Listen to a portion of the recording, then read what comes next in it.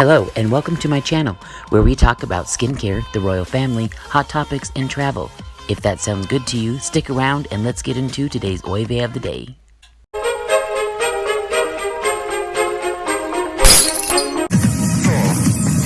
Everyone, welcome.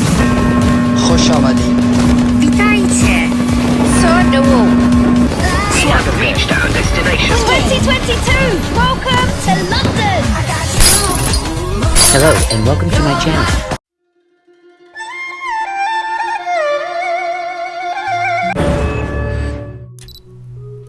Today I'm here to talk only about the relationships between humans. That humans will always have a monopoly on evil. It's not a threat, just a reminder that people choose what we choose. Evil. My life experience prepared me to identify evil at an early age.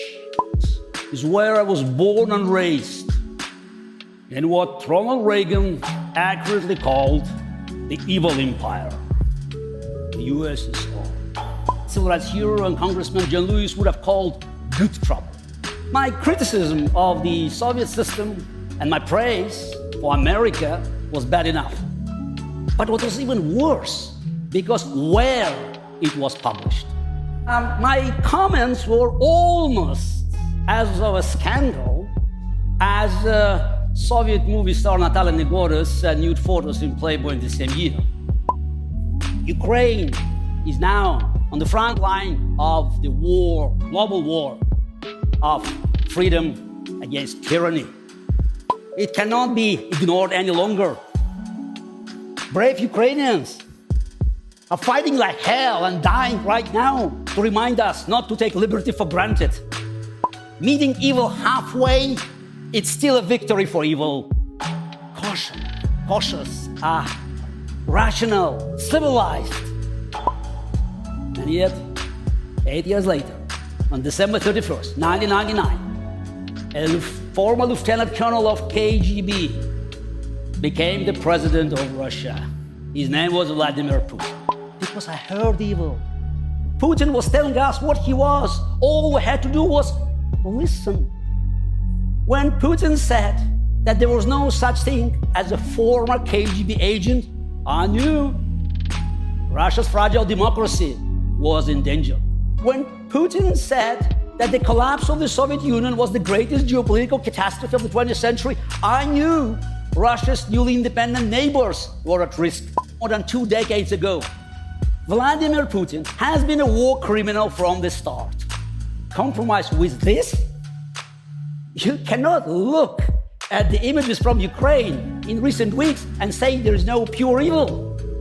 That good comes in different forms and shapes, often in conflict. But they had to be united when facing absolute evil. Good will disagree. Evil says, no more disagreements, ever. That was life in real murder, the Soviet Union. That's what Putin wants for Russia and the world. It's win or lose. And so, we must fight. And so, we must win. Slava Ukraini! What kind of civilization we are fighting for if we allow war crimes and genocide again?